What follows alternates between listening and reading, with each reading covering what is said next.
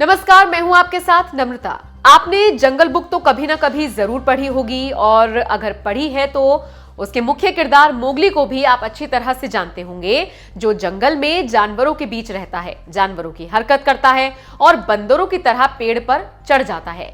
लेकिन मोगली का किरदार तो बस एक काल्पनिक चरित्र है। लेकिन आज हम आपको इस दुनिया के असली मोगली के बारे में बताने जा रहे हैं।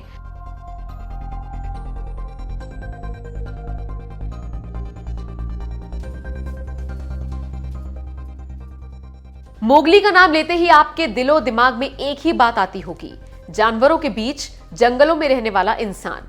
तो आपको बता दें, पूर्वी अफ्रीका में रहने वाला एली भी कुछ ऐसा ही है। 21 साल का एली वैसे तो जंगल में रहता है, लेकिन इसे उसकी बदकिस्मती ही कहा जा सकता है, क्योंकि एली को माइक्रोकेफेली नाम का डिसऑर्डर है। इस बीमारी में इंसान का सिर दूसरे लोगों की तुलना में अलग होता है, या यूं कहें कि उनका सिर आम इंसानों की तुलना में छोटा या बड़ा होता है। एली को भी यही बीमारी है और लोग उसे इसलिए चढ़ाते भी हैं। जिनसे बचने के लिए एली सामान्य लोगों की तरह घरों में नहीं रहता, वो जंगल में रहता है। जंगल ही उसका एक तरह से घर है। जंगल में रहने की वजह से ही लोग उसे रियल लाइफ मोगली कहते हैं।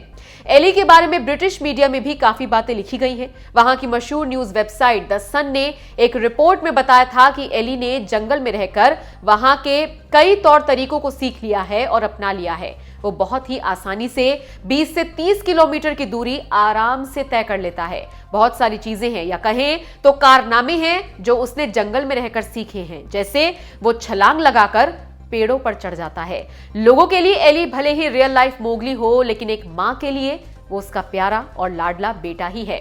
एली की मां उसके पैदा होने से पहले अपने 5 बच्चों को खो चुकी हैं, इसीलिए एली उनके लिए बहुत ज्यादा खास है। एली की मां को कभी कभी तकलीफ भी होती है कि उनका बच्चा सामान्य बच्चों की तरह बाहर नहीं जा सकता या फिर स्कूल में पढ़ने नहीं जा सकता। वो बताती हैं कि लोग उसे बाहर जाने पर परेशान करते हैं, उसका मजाक उड़ाते हैं। यही वजह है कि उसने स्कूल जाना बंद कर दिया और जंगल में रहता है।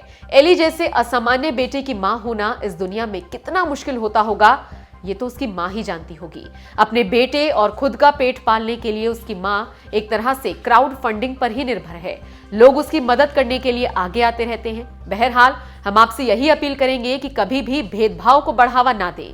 ऐसे असामान्य लोगों की मदद के लिए हमेशा आगे आएं, क्योंकि उन्हें आम इंसानों के साथ की ज्यादा जरूरत होती है, जिससे वो खुद को सहज महसूस कर सके। बहरहाल, हमारी ये खबर आपको कैसी लगी, अपनी राय हमें कमेंट कर जरूर बताएं।